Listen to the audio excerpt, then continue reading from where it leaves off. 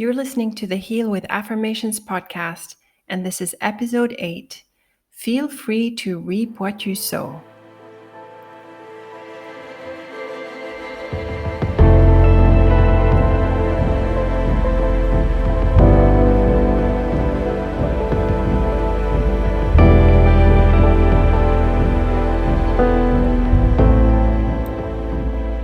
Welcome to the Heal with Affirmations podcast, where I tell you all about affirmations and how you can use them to heal yourself and change your life.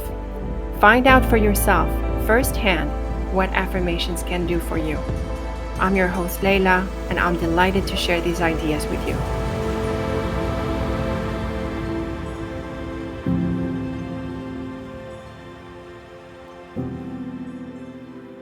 Hello, and welcome back to the Heal with Affirmations podcast. I hope you've been practicing your affirmations and are starting to see your mind shift in interesting ways. Be sure to get in touch every so often to let me know and download our free guide so you have tips and affirmations on hand. Today, I want to talk to you about some of the metaphysical concepts behind the hows and whys of the affirmations practice. I know many of us enjoy these topics, so I'm happy to get into them every so often. But I encourage you to spend more time practicing your affirmations than pondering the metaphysical questions of life, because it is really through practice that you can see the truth of the metaphysics. Plus, anything we say about metaphysics will always be a theory, and there is no amount of theory that substitutes for your personal practice and the results they can create for you in your life. At the same time, what we will talk about today can actually help us better engage in our affirmations and possibly let go of some misconceptions that we might have around these topics. But first, I want to set the stage with some general caveats. For starters, keep in mind that, like I just said, much of what we will cover today is largely theoretical, meaning it is not directly observed and cannot be proven. But when we practice affirmations and develop our vision to understand how they have a ripple effect in our life, we will know that these concepts, or some versions of them, are true. We can observe them in our life, in our mind, and through our personal experiences. That's why firsthand experience is so important. The problem is that they are not outwardly observable, like the sun rising in the east, and we cannot use our personal experience as a measuring stick for the rest of the world. We cannot convince others that these metaphysical concepts are true in any way if they themselves do not have experience with this work. But when more of us have these experiences in common, then we can talk about them together and suggest metaphysical concepts and ideas that might explain them. We have a common ground for the conversation, and we understand each other and where we're coming from. That's also why, with affirmations and other transformational practices, we have to leave others alone. I know that when we're able to manifest exciting changes in our life, we want everyone to know the secret, but it doesn't work. Often, people are not on the same wavelength, are not ready, or are simply not interested. You have to look after your own patch of the garden and leave others to their experiences. Get busy affirming your own good, knowing that no one has any power over you and that you do not have power over others. Having firsthand experience with the work empowers you to make sense of how and why it might work. You can tell when people try to explain things they don't really understand. They go through the motions and just speak a language and repeat fancy words without having real experience with healing. There is a new word for this these days. It's called LARPing. I find that this happens a lot with religious and spiritual people who often try to interpret their experiences in terms of their religious or spiritual beliefs. They try to fit their experiences into their religious or spiritual paradigm. They repeat the words from their books, put in a good effort to sound credible and powerful, and convince themselves that they're living the dream and try to convince others of the same. And actually, the same thing happens with science. Many groups, religious or otherwise, are in the business of doing affirmations, except they want you to repeat their affirmations. That's how leaders and gurus and experts get you to follow them. You repeat their affirmations. It's a hierarchy of power and control, not of truth and healing. They brainwash you with their words, whereas you should be brainwashing yourself for your own good and in accordance to your own plans. And in reality, the theory should fit your experience, not the other way around, because experiences are what is tangible and observable, whereas theories are essentially invented to try and explain the experience. So, if these theories and metaphysical ideas are going to be credible in any way, then they need to be based on the reality of our experiences. And that's why practicing is so important. We discover the truth for ourselves. And guess what? The truth heals. Think about this sentence. What does it mean? It means that when false beliefs are dissolved, you heal and manifest your good. You get the garbage out of the way and things fall into place. Genuine healing and spirituality do not produce a social hierarchy of power and control. Genuine healing and spirituality creates freedom, and not just freedom to manifest the good stuff in your life, but also karmic freedom, meaning a release from external consequence and the control of others. Yes, I know some folks will be very upset when you stop repeating their affirmations, when you stop believing their fairy tales, and you take your power back. When you practice your affirmations, you take back your power from the outside world and you gain control over your own experiences. You co create with the universe, not with the neighborhood guru. The guru is just another relationship in your life. There is no middleman between you and your highest good, but the only way to find out is to take charge of your mind. And indeed, many have you believing false beliefs or their beliefs precisely so you do not have control over your own mind, so that they have control over your mind, and so that you buy their solutions. This would be opening Pandora's box. So let's park this topic. And let's now turn to the metaphysical concepts behind the affirmations practice. As you can tell from the title of this episode, it is the law of attraction. What is the law of attraction? The law of attraction is one and the same as the law of consequence, the law of karma, and the law of sowing and reaping. It is one of the oldest ideas that have circulated throughout cultures well before the Bible and other religions. The law of attraction is just the latest rebranding of the ancient law. I am not attached to what we should call it. It doesn't matter. We can just call it the law. The idea behind the law is that an event has ripple effects, and it seems to be an overarching law across all the levels of the universe. It applies across physical and mental planes. Now, I'm not convinced that the physical and mental are distinct substances, but for our present perception, it is a helpful distinction. And for our conversation here, it doesn't matter all that much. In physics, we say every action has an equal and opposite reaction.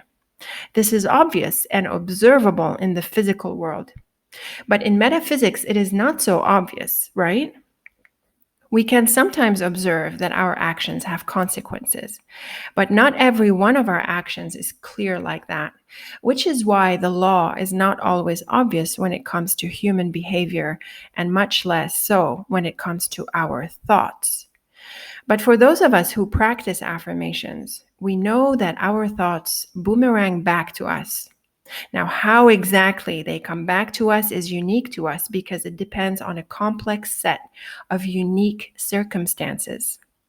Again, I want to stress the importance of personal experience because the mind is not external and cannot be observed like the physical actions. And by the way, science is another one of those hierarchies of power and control, most recently telling us, with the emergence of artificial intelligence, that the idea of the soul is outdated. Let me tell you something. It is quote unquote outdated because science has completely failed to understand the mind. Scientists are basically saying that because they failed at understanding something, then it doesn't exist. What a joke.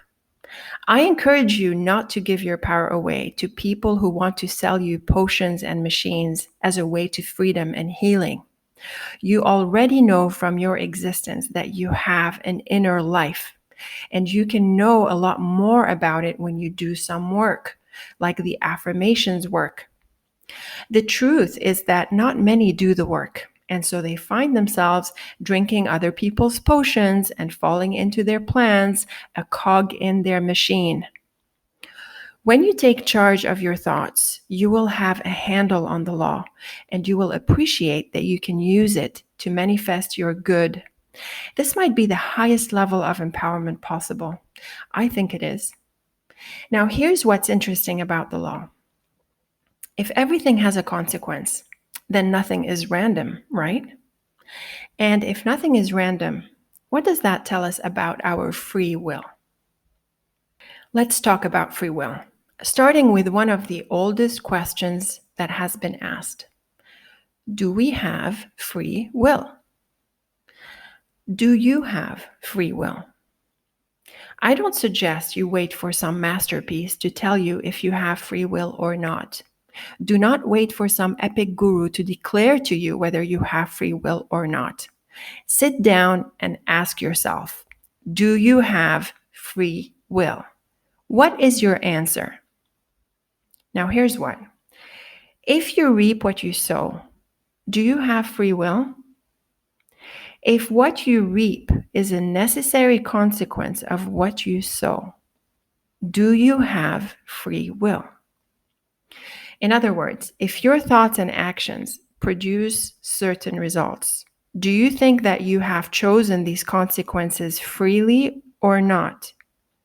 If your thoughts and actions produce consequences that you do not want, do you feel annoyed that you need to change your thoughts and actions to produce different consequences? You choose what you sow, but you do not directly choose what you reap. You have to examine what effects certain causes have and choose the cause that produces the effect that you want. So, how do you see this? Do you see it as having free will or not? It seems that these days people are expecting to change the law. They want everything around them to change in order to have peace. They want the whole planet to accommodate them. They expect that there shouldn't be a consequences for their actions, or that the consequences of their actions shouldn't be what they are. It might seem like it's the case today more than ever, but really it's not all that new. For centuries, men have wanted to fix women so men can go to heaven or inherit the earth or whatever. Religious belief might seem like it is special, but it is not. It is just another set of beliefs. What matters is how your beliefs operate in you and how they drive your life and attract your experiences. Most people have always been unaware of the law, and so they could never improve their experience in the world. Many of them went on to become great philosophers and leaders, telling us what existence is all about. Some of them even went as far as to tell us that life is suffering. What an affirmation! Can you imagine what kind of life this thought produces? No, my dear, life is not suffering. Your life is suffering.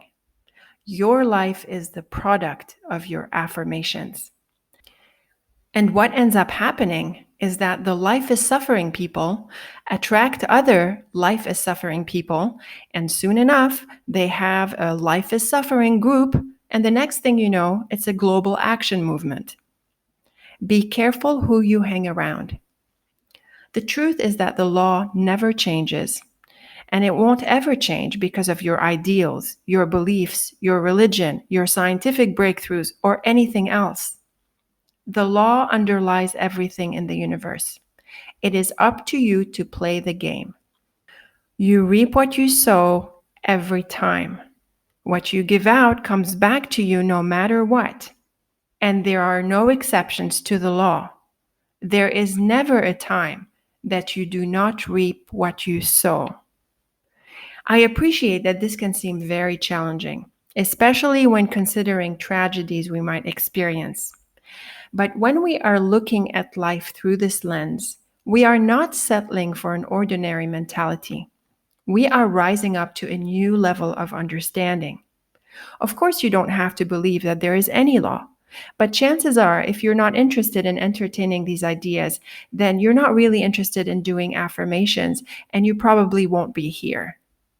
You might challenge the law because, well, the idea of sowing and reaping is, in and of itself, an idea. It's a theory. Like I said, we know that in the physical world, every action has a reaction, but with the intangible world of the mind and complex human behaviors, it is not so obvious. Agreed. And this is why I invite you to practice affirmations and see how changing your mind changes your experience, and then decide for yourself whether the law is true or not. The law has been called a secret because we can't observe the law at work in our life in the same way that we observe actions and reactions in an engineering lab. And it is also a secret because only a handful of people take the trouble to do the work. And the truth is that the goal isn't to prove whether the law of attraction works or not, or whether it exists or not. The goal is that we attract our good. The quote unquote secrets of the universe are an enjoyable byproduct of improving our life by taking our mind into our own hands. The practice is a practice, not a theory. Practice affirmations to find out for yourself whether changing your mind changes your experience. Again, this is also why talking about the metaphysics behind affirmations is only truly earned by those who have firsthand experience, not those who just believe in it because it sounds cool. So, back to our initial question about free will. It appears that we do not have control over the consequences of our actions, but it appears that we have control over our actions. We have control over the sowing part, the first half of the equation, not the reaping part or the second half.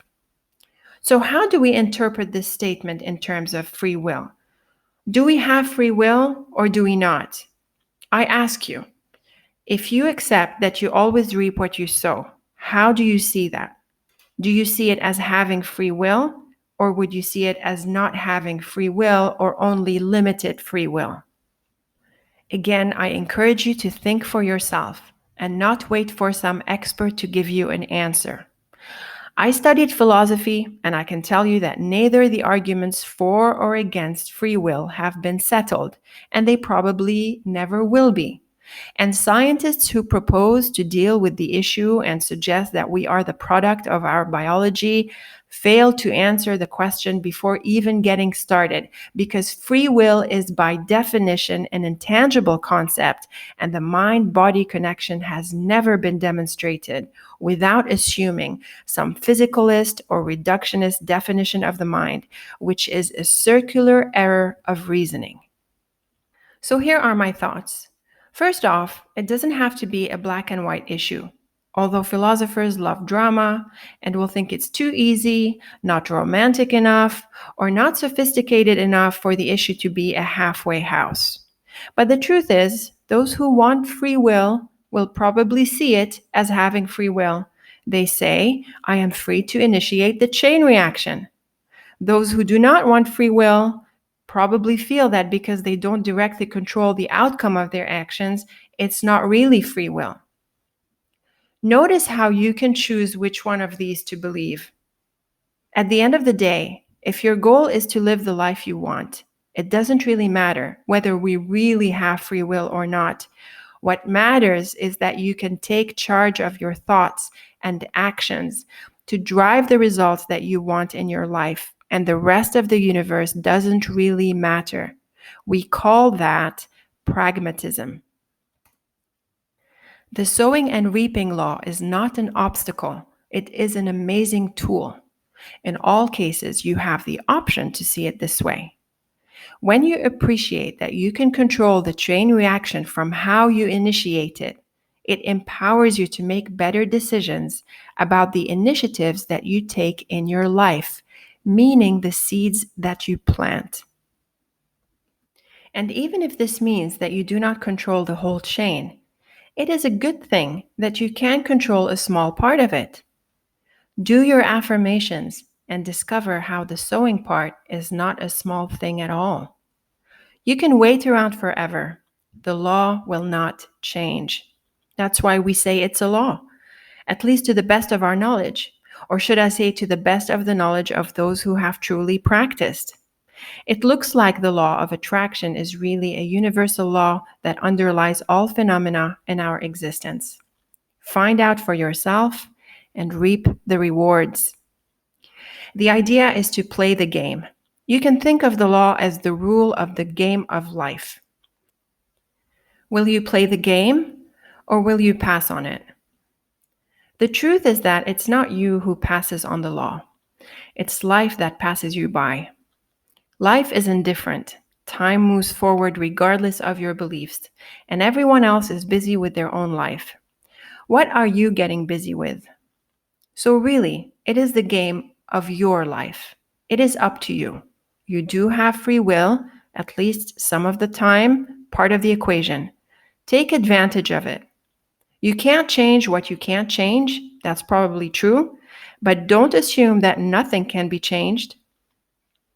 You can change your thoughts. You make choices every moment of the day. Just take time to notice and become intentional. Thoughts are very powerful. Thoughts are the source of free will in our universe. And guess what? You have thoughts.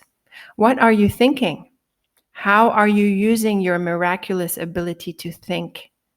What are your thoughts doing for you?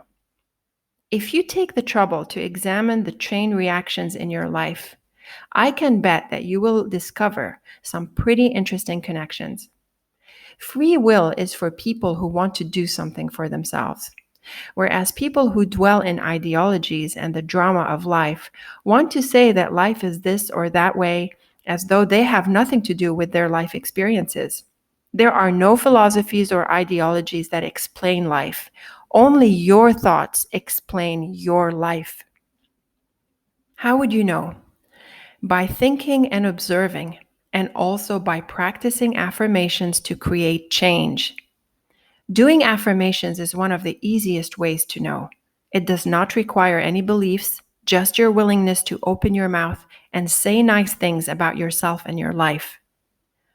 Doing affirmations enables you to discover how much change you can create in your life, and you will see clearly to what extent your thoughts create your reality. It's powerful stuff. You can then play the game, and you don't need to spend time figuring out why the law is the law, why life runs on the law, and all those philosophical questions.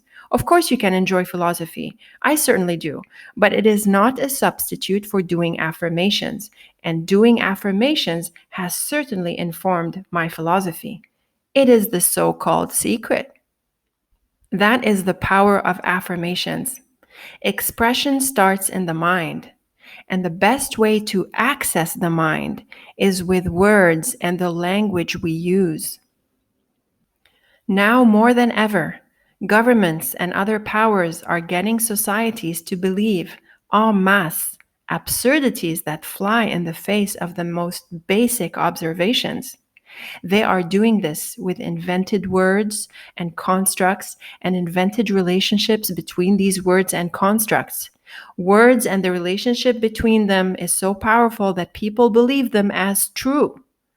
These words, the relationships between them, and the paradigms that they create soon enough become a reality, and people act accordingly.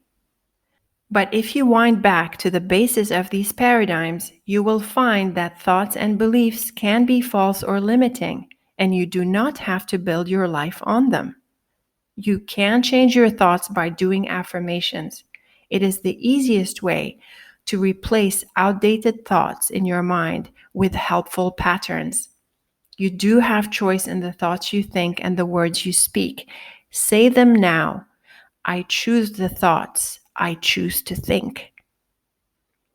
The thing about the mind is that it thinks. It has to think. This is what it does.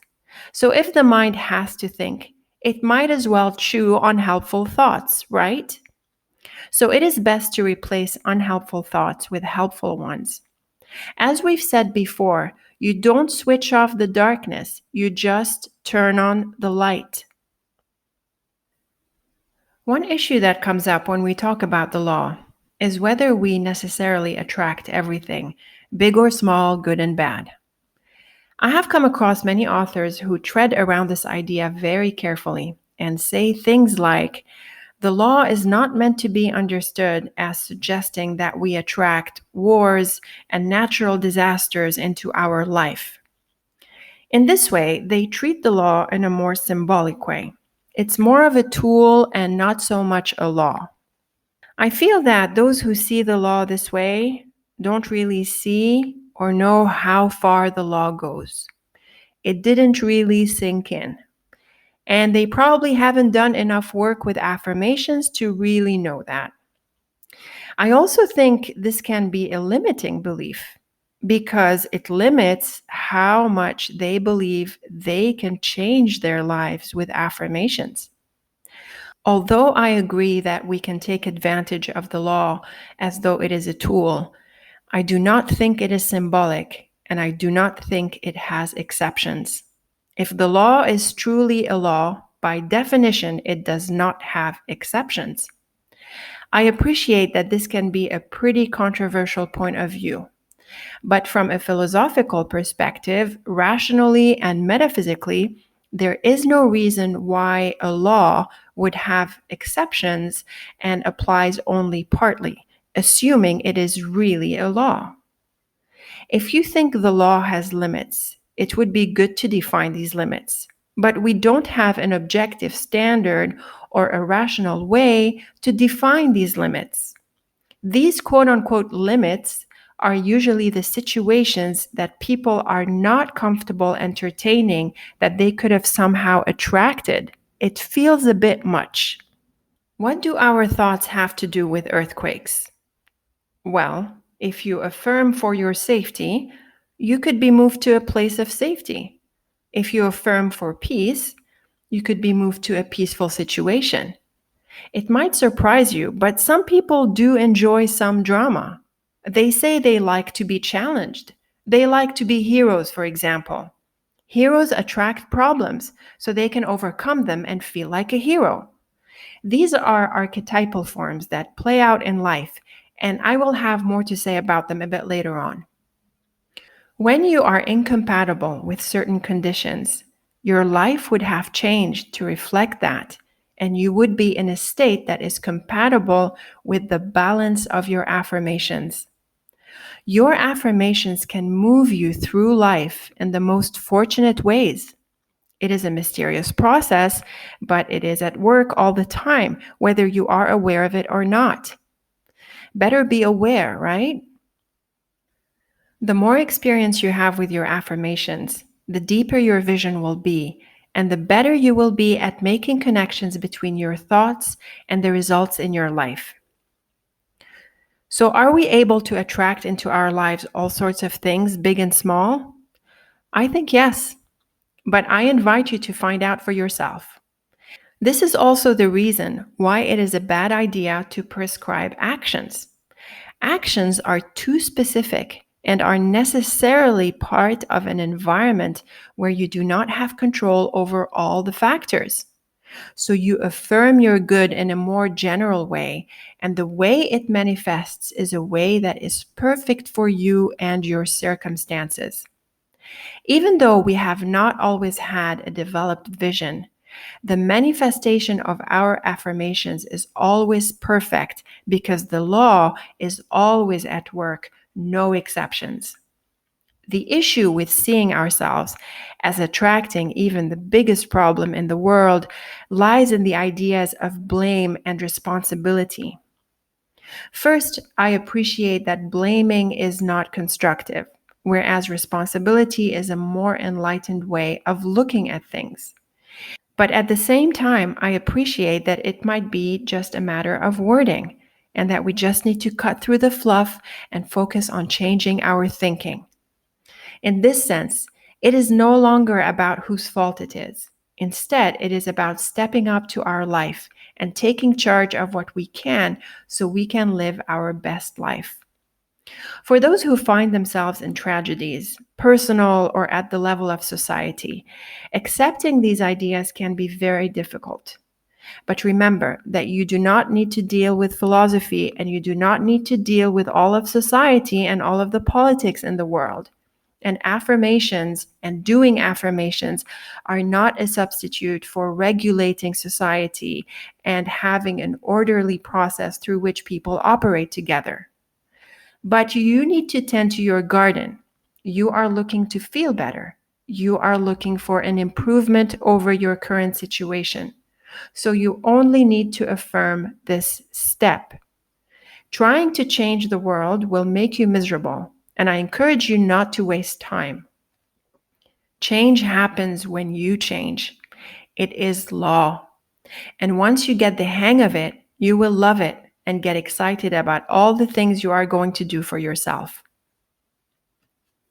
When you think about the law and contemplate how you are free with what you put out into the world, but not so much with what you get back as a result, you could feel resentful, you could feel happy about it, or maybe you're not seeing a connection. Wherever you are in your awareness, it is totally fine because your affirmations can open up your mind and help you turn your consciousness around.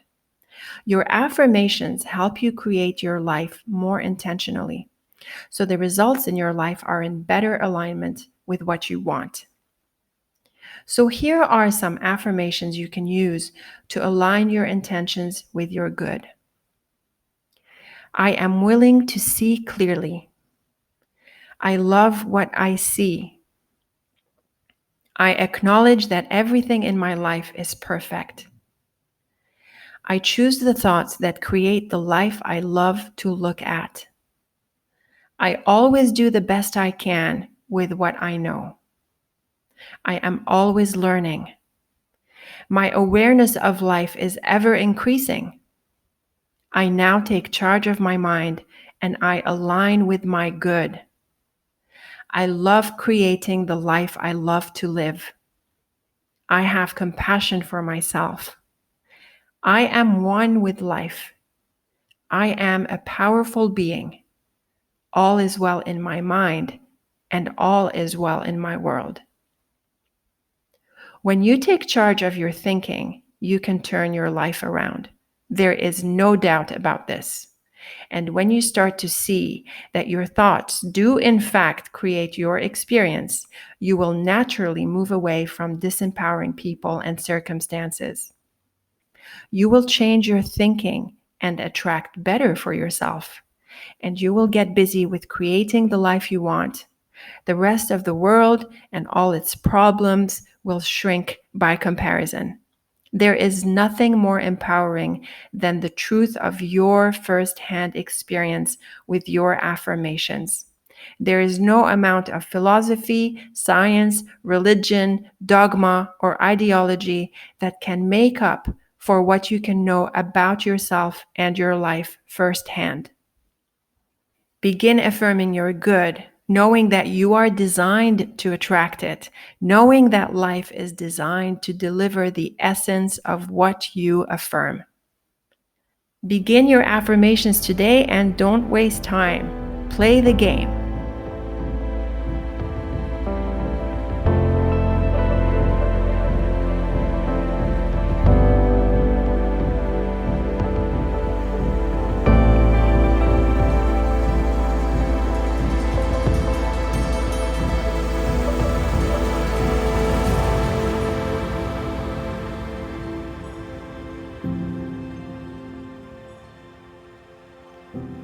Doing affirmations can change your life. If you want to begin your journey with affirmations, pick an affirmation today or create one and repeat it often. You can also sign up to my email list for updates and visit the links in the description for my guides and resources. Thank you for listening.